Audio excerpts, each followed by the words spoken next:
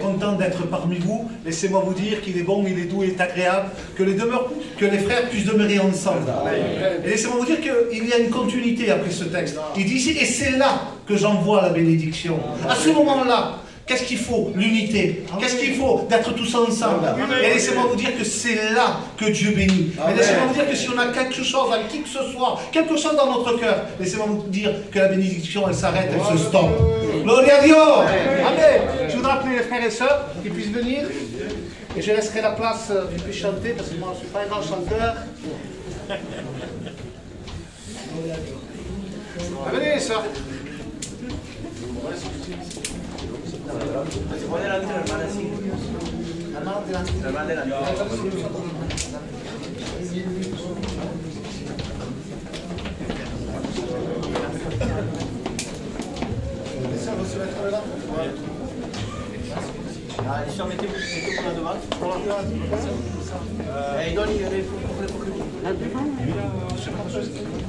Allez, nous chantons J'ai la victoire. Amen. Parce que laissez-moi vous dire que si nous sommes ici, nous faisons la guerre à l'ennemi. Et l'ennemi n'est pas d'accord. Mais nous sommes plus que vainqueurs parce que nous avons Dieu qui vit en nous. Amen.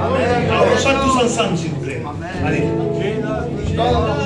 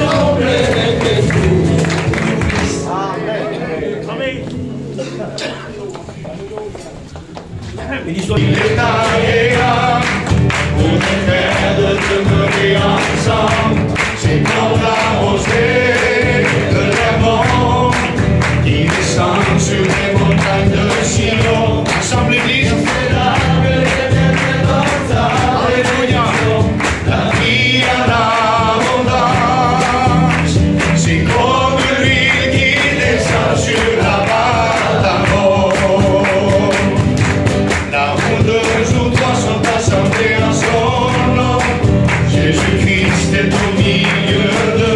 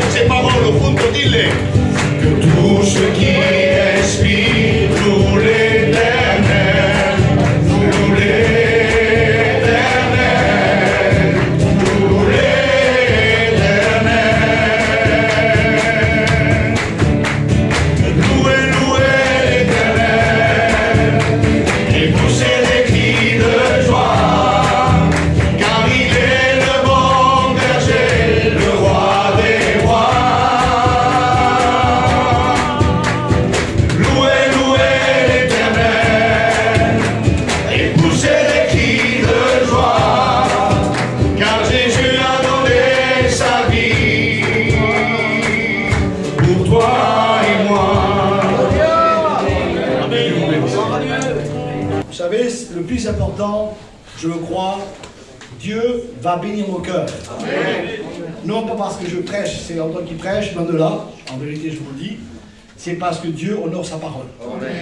Amen. Et vous savez, vous allez rigoler peut-être, mais Dieu a fait parler un âne. Hein? Alors vous savez, s'il veut, il utilise bien comme il entend et comme il veut. Et ce que je voudrais simplement dire ce soir, qu'un serviteur doit être vraiment un homme qui se place devant Dieu pour trouver la volonté de Dieu et pour trouver le mot de Dieu. Amen. N'ayons pas la prétention de recevoir un message qui soit compliqué ou étudié ou analysé. Mais disons, Seigneur, je vais simplement prêcher ce soir ta parole. Mets tes mots dans ma bouche. Amen. Gloire à Dieu. Et c'est ce que nous voulons faire ce soir. Alors, ensemble, je vais lire avec vous une histoire qui est bien sûr dans la parole de Dieu. C'est dans Marc 10. Hier, j'ai prêché sur Marc 8. Hein? Alors, je voudrais avec vous lire Marc 10. C'est le jeune homme riche. Vous connaissez cette histoire? Elle est très belle, cette histoire. Hein? Vous allez voir encore, hier j'ai parlé sur le toucher de Dieu. On prendra ce soir un autre thème.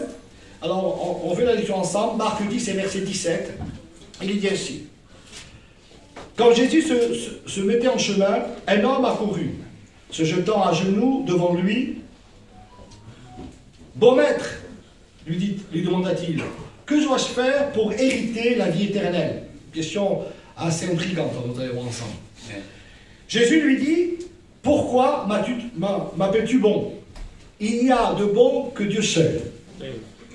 Tu connais les commandements. Tu commettras point d'adultère, tu ne diras point, tu ne déroberas point, tu ne diras point de faux témoignages, tu ne feras de tort à personne, honore ton père et ta mère. » Il lui répondit, « Maître, j'ai observé toutes ces choses dès ma jeunesse. » Jésus, l'ayant regardé, l'aima. Alléluia.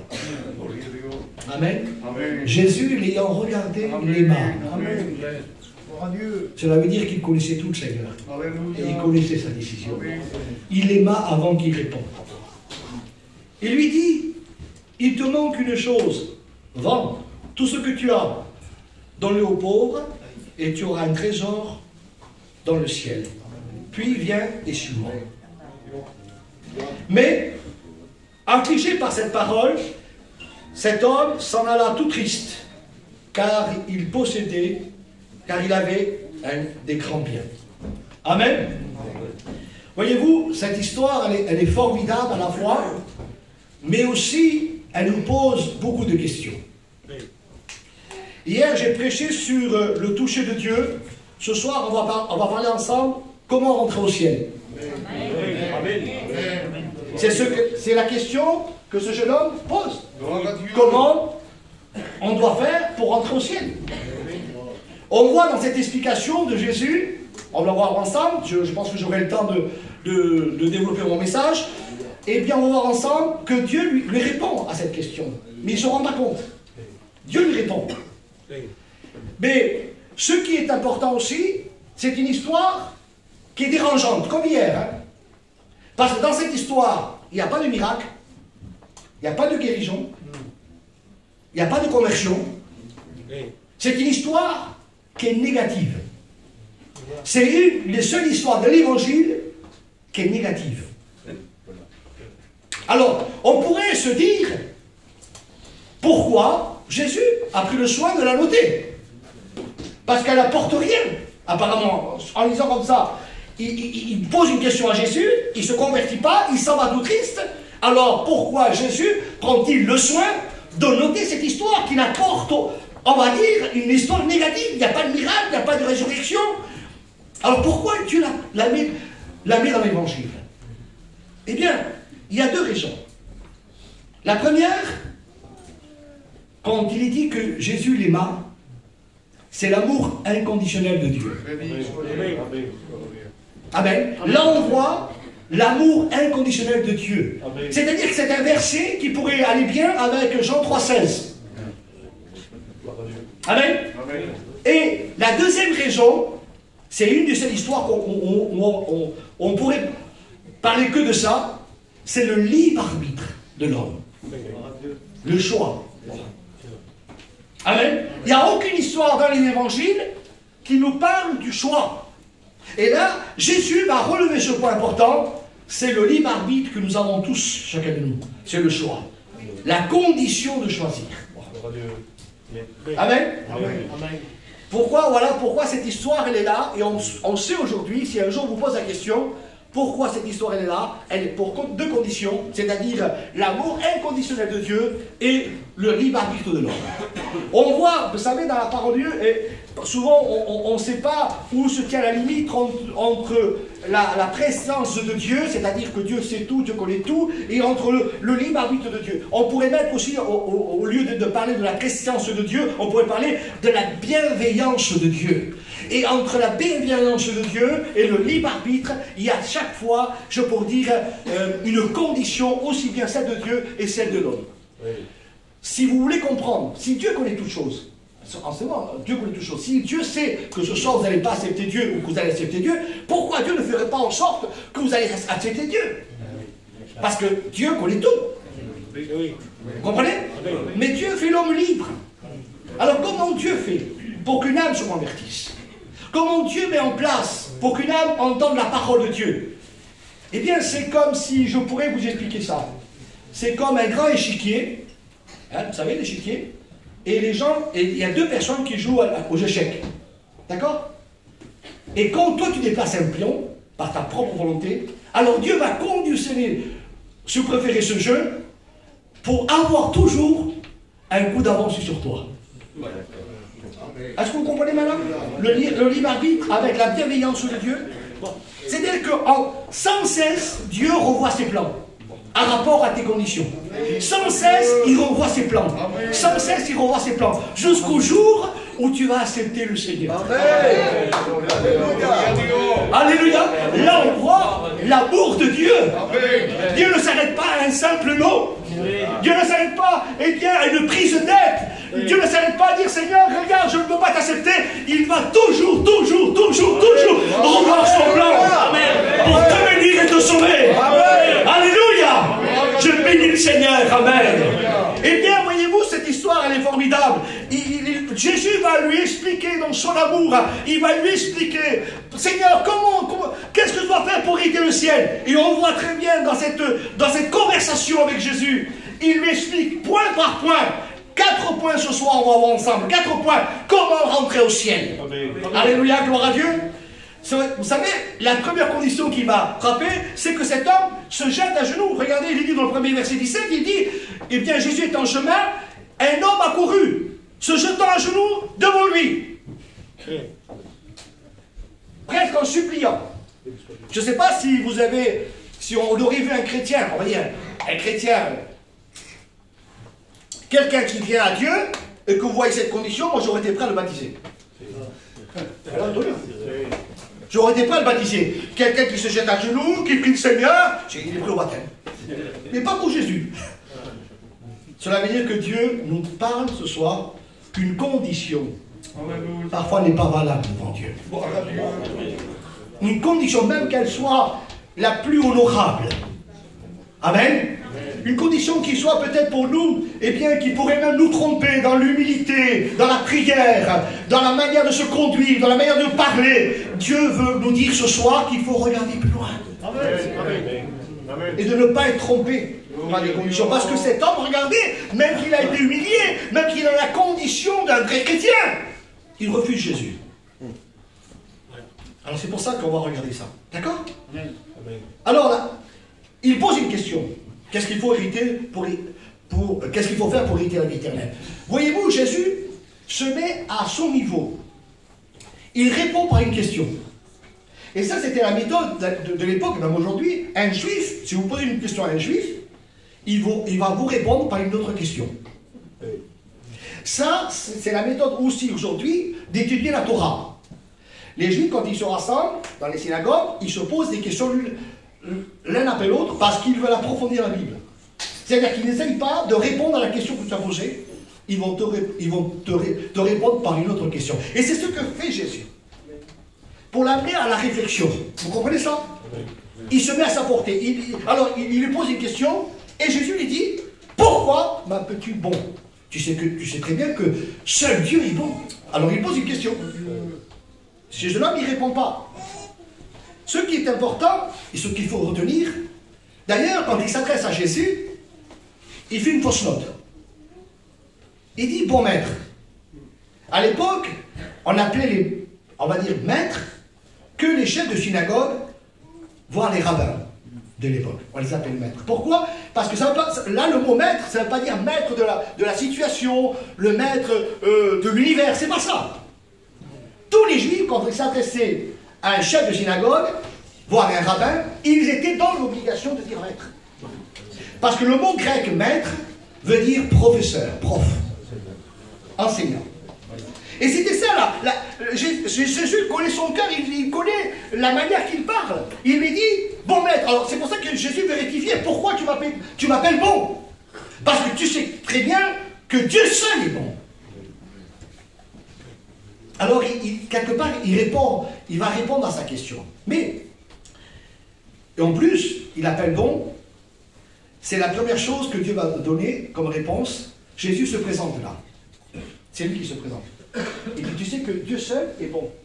Alors dis attention, est-ce que tu m'appelles bon à moi, parce que tu vois en moi Dieu, ou est-ce que tu m'appelles bon en disant bon maître, ou est-ce que tu vois un rabbin à travers moi? Voilà la question que je voulais dire. Est-ce que tu es en train de me dire que je suis bon comme Dieu, ou est-ce que tu m'appelles bon maître comme un simple rabbin? Aujourd'hui, c'est vrai que tous les hommes, les femmes, bien sûr, même inconvertis, on dit, quand on parle d'une situation, d'un problème, on dit, il y a un bon Dieu. Ça, c'est les inconvertis. Il y a un bon Dieu. Celui qui est converti, il ne dit pas ça. On dit, Dieu est bon. Amen. Amen. C'est différent. Parce que celui qui dit, bon Dieu, il n'a pas d'expérience. Il ne connaît pas Dieu. Il espère, il pense que Dieu est bon. Mais celui qui dit, Dieu est bon, s'il a cette expérience, il connaît Dieu, alors il dit, je sais que Dieu est bon. Amen. Amen. Et ça, c'est déjà la première chose. Jésus se présente en disant, si tu m'appelles bon, ça veut dire que tu es en train de m'assimiler à Dieu. Est-ce que c'est ça? Voilà ce que Jésus dit. Est-ce que tu es en train de me dire que je suis Dieu? Alors Jésus se présente en étant la porte. D'ailleurs, la Bible déclare, on le sait très bien, dans Jean 10 et verset 9, il dit, je suis la porte. Voilà la première condition que Jésus lui donne à ce jeune garçon. Il dit, tu veux me demander comment on rentre au ciel? Eh bien, tu dois passer par moi. Accepte-moi comme Jésus-Christ, ton sauveur. Je suis la porte. Amen. Voilà ce que Jésus va lui dire. Et la deuxième chose, regardez, il commence à parler avec lui, et ce jeune homme, un petit peu, on va dire, on le voit un petit peu dérangé quelque part. Par la conversation, elle prend une tournure, ça ne lui plaît pas. Parce qu'il connaît les Juifs, il sait comment les Juifs parlent. Elle lui dit, il va aller plus loin, Jésus. En disant, bon d'accord, tu m'appelles bon, on sait bien que tu veux dire par là que je suis Dieu, ou est-ce que c'est, ou simplement tu m'appelles comme un simple rabbin. Et il va aller plus loin. Il dit, est-ce que tu connais les commandements? À l'époque là, c'est même une insulte. Un juif qui suit la loi, un juif qui rentre dans la synagogue, qui célèbre le sabbat, il lui dit, est-ce que tu connais les commandements? Alors ce jeune homme, il est dérangé, il est perturbé, il ne comprend pas. Il dit, mais Seigneur, mais je fais ça depuis que je suis jeune. Pourquoi tu me dis ça? Depuis que je suis jeune, je suis en train d'appliquer la loi. Je l'applique et je l'aime. Et regardez, qu'est-ce que Jésus est en train de faire là? Premièrement, il se présente lui comme Dieu, le seul sauveur, pour entrer au ciel, la porte. Et là, Jésus se présente en étant la parole. Amen. Il est la parole. Alors il veut dire par là, Jésus, écoutez-moi bien, il a devant lui un juif pratiquant. D'accord? Il dit, est-ce que tu connais les commandements? Il dit, oui, je le connais depuis que je suis jeune. Alors Jésus veut faire une différence. En disant, est-ce que tu les connais? Est-ce que tu crois aux commandements? Ou est-ce que tu as la foi à la parole? Amen. Parce que c'est un religieux Simplement, il croyait, lui. Alors, si on prend le mot croire, même dans la racine du mot croire en grec, croire veut dire, j'ai noté, c'est penser, s'imaginer que c'est vrai. Le mot croire n'a aucune portée. C'est un religieux. Et là, il dit, je fais ça depuis que je suis jeune. Eh bien, il croit. Il croit. Alors, il a une pensée, il s'imagine comment les gens pensent, ils disent, mais moi, je crois être sauvé. Pourquoi Jésus veut l'amener, non pas la croyance de la parole de Dieu, il veut l'amener à avoir une foi. Amen. Alléluia. Amen. À la parole de Dieu. Amen. Et la foi, c'est totalement différent. J'ai marqué comme ça. La foi veut dire, c'est une conviction de la vérité. Amen. Et une confiance en Dieu. Alléluia. Quelle différence. Jésus cherchait à animer sa foi. Est-ce que tu crois ou est-ce que tu as la foi? Amen. Il se présente. Et il se présente comme la porte. Voilà le premier point. Il répond à sa question. Il se présente comme la porte. Pour rentrer au ciel, tu dois passer par moi. Tu dois m'accepter comme sauveur et maître. Et là, on voit qu'il se présente étant lui-même la parole de Dieu. Amen. En disant tout ce que tu es en train d'obéir. La loi qui est imposée par mon Père. Eh bien, en réalité, la parole, c'est moi. Alléluia. Est-ce que tu crois ou est-ce que tu as la foi? Amen. Et cet homme, il est religieux. Il est religieux, il est dérangé, il est dans le trouble. Je le vois là, je le vois dans le trouble là. Je vois ce jeune homme dans le trouble. Jésus le dérange dans la manière de penser. Il le dérange dans sa pratique religieuse. Il le dérange. Et là, il s'est pris, il en est hyper pied, je pourrais dire. Lui qui croyait peut-être, il venait avec des idées préconçues. Il venait peut-être pour questionner Jésus et le piéger quelque part. Et c'est lui qui est en train de se faire piéger. C'est lui qui est en train de se faire piéger. Alléluia. Alléluia. Gloire à Dieu. Amen. Alors, on va arriver maintenant à la troisième condition pour entrer au ciel. Je vais très vite. Hein. La première condition, on l'a vu ensemble, c'est la porte. Jésus se présente. Tu m'appelles bon? Est-ce que tu me prends pour Dieu? Est-ce que tu déclares que je suis Dieu? Ou un simple rabbin? D'accord? La deuxième condition, on le voit ensemble, Jésus lui pose la question sur la relation qu'il a avec la parole de Dieu. Tu es en train de... Est-ce que tu obéis à la parole? Est-ce que tu connais les commandements? Oui, Seigneur, je connais les commandements. Eh bien, qu'est-ce que tu fais? Tu crois simplement alors? Tu es en train de croire. Tu es un religieux. Tu n'as pas la foi dans cette parole. Et là, troisièmement, on le voit ensemble, c'est la troisième condition pour entrer au ciel. Et regardez cette condition. Elle est formidable. Et là, on voit que Jésus va encore plus loin, il dérange encore. Il change les codes, on va le voir pourquoi. Il change les codes. Il va dire, vends tout ce que tu as, donne-le aux pauvres, et tu auras un trésor dans le ciel. Il change les codes. Parce que vous savez pourquoi? Parce qu'à l'époque, un juif pieux qui était riche, c'était l'image, le symbole d'une bénédiction qui venait du ciel. Un juif pieux devait être riche. Et là, Jésus change les codes. Vous le voyez même dans le verset 24, regardez. Quand Jésus va dire, c'est pour ça qu'il va citer cette phrase que vous connaissez tous, eh bien, il dit qu'il sera difficile à un riche d'entrer dans le royaume des cieux. C'est pour ça qu'il dit ça. Il change les codes. Les disciples, regardez, dans le verset 24, les disciples disent, et les disciples furent étonnés de ce que Jésus parlait ainsi. Il fut étonné. Parce qu'il change les codes. Alors ils ne comprennent plus les disciples. Est-ce que c'est les riches qui entrent au ciel ou un pauvre? Parce qu'un pauvre était l'image, on va dire, de la malédiction. Un juif pauvre était l'image de la malédiction. Et un juif riche était l'image de la bénédiction. Et là, Jésus est en train de tout renverser. Alors le jeune riche, il ne comprend plus. En disant, mais moi je suis riche. Si je suis riche, c'est parce que Dieu me bénit. Toutes les richesses que j'ai acquéries, c'est parce que c'est Dieu qui me les a données. Et toi, tu dis de les vendre et donner aux pauvres. Alors je ne comprends plus rien. Jésus l'a amené au troisième point important pour entrer au ciel. On accepte Jésus. D'accord? N'importe. On croit. Non pas croire, mais on a foi à la parole de Dieu. Et troisièmement, quand Jésus lui dit de vendre tout, c'est la repentance. Amen. Amen. C'est la repentance. Vide-toi de tes richesses. Voilà ce que Jésus veut dire. Vide-toi de tes richesses parce que j'ai un trésor beaucoup plus grand que tes richesses qui t'attendent dans le ciel. Et ce juif-là ne comprend pas. Eh bien, ses codes sont changés pour lui.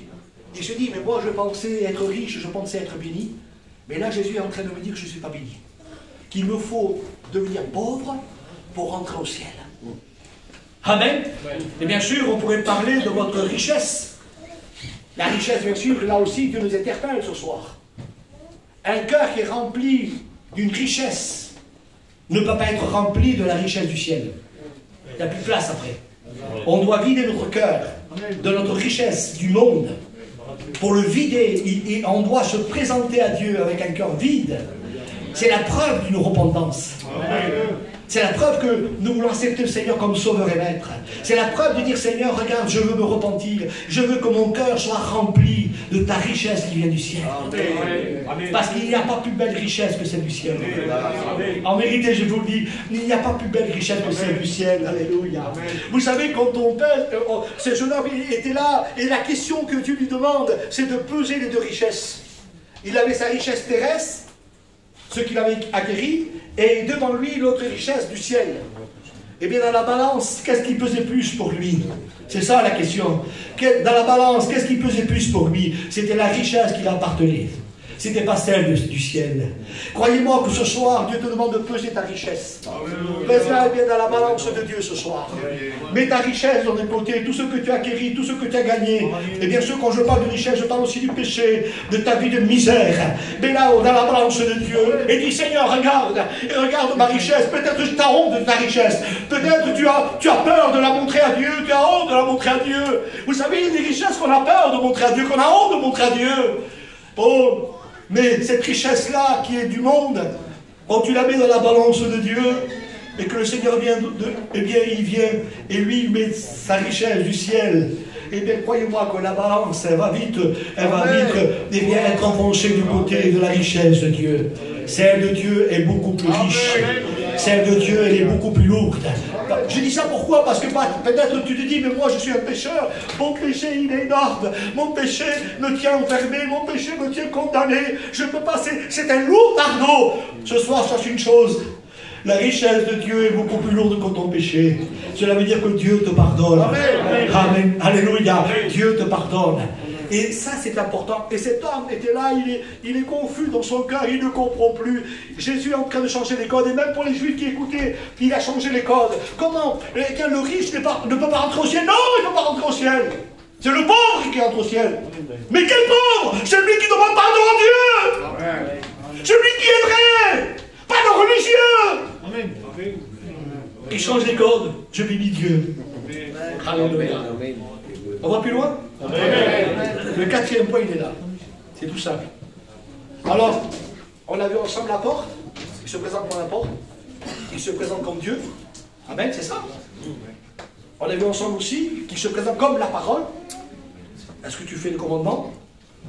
On a vu ensemble aussi, vendre ce que tu as donné aux pauvres. Dieu lui demande la repentance. Et quatrièmement plutôt, excusez-moi, il dit, une fois que tu as vendu tout ça aux pauvres, viens et suis-moi. Amen. Voilà la quatrième chose que Dieu lui demande, c'est tout simplement une conversion. Amen. Changement de vie. Amen. De riche qu'il était, d'homme peut-être de chef d'entreprise, d'homme qui était pris peut-être du matin au soir dans ses affaires, Dieu lui demande de tout laisser tomber, de le suivre et de changer de vie. D'ailleurs, dans la parole de Dieu, on le voit. Bartimée a changé de vie. Il a suivi Jésus. On voit Matthieu qui a changé de vie. Péagé, il devient disciple. Il suit Jésus. Amen. Et on voit tous ces hommes qui ont pris une décision et qui ont changé de vie en suivant le Seigneur. Amen. Vous comprenez ça? Et ce jeune homme est là. Il entend ce message. Croyez-moi qu'il est confus, il a compris. Peut-être nous, quand on lit pour la première fois cette écriture, on ne le voit pas comme ça. Des fois, quand on lit cette écriture, moi, la première fois, je l'ai lu, je ne le comprenais pas comme ça. Et j'ai prié Dieu, j'ai dit, Seigneur, ouvre-moi les yeux pour comprendre cette histoire. Et là, il a compris ce jeune homme. Croyez-moi qu'il a compris. Il a compris. À la fin de la conversation avec Jésus, il a compris. Et Jésus le regarde. Et c'est là qu'on vient. Une fois que ces 4 étapes vont passer, une fois qu'il a présenté le ciel, comment rentrer au ciel, il le regarde, il connaît sa décision. Et là, il y a, comme je dis tout à l'heure, il se mélange, il se rencontre, on va dire, la bienveillance de Dieu avec le libre arbitre de Dieu. Là, ils se mélangent, là. Elles se croisent, on va dire. Elles se croisent. Elles se rencontrent. Jésus le regarde et dit, Jésus l'aima. Amen. Et croyez-moi, Jésus n'avait pas besoin de lui dire qu'il l'aimait. Son regard le témoigne qu'il aima. Comme le regard qu'un jour Jésus a croisé à Pierre. Quand il avait relié pendant 3 fois. Le regard de Pierre a croisé le regard de Jésus. Et Jésus de loin ne lui a pas dit, Pierre, je t'aime. Non, un simple regard a compris l'amour de Dieu. De la même manière, et je le crois dans mon cœur, que ce regard-là était exactement le même que celui qu'il a eu avec Pierre. Il le regarde et il lui dit qu'il est bas. Mais malgré ça, la Bible n'est qu'à regarder, je voudrais finir avec ça. Il fut affligé par ses paroles et il s'en alla tout triste parce qu'il avait des grands biens. Alors ce soir, je voudrais te poser la question. Peut-être tu dis, mais comment on peut faire pour rentrer au ciel? Tu as eu la réponse ce soir. J'ai parlé tout simplement. Tu as la réponse. Est-ce que tu vas rester dans ta position comme ce jeune homme, parce qu'il avait des grands biens, et tu vas repartir de ce lieu tout triste? Ou est-ce que tu voudrais partir avec la paix et la joie dans ton cœur, parce que tu as accepté le Seigneur dans ta vie? Alléluia. Gloire à Dieu. Je bénis Dieu ce soir. Amen. Je crois que la parole de Dieu vous a parlé. Amen.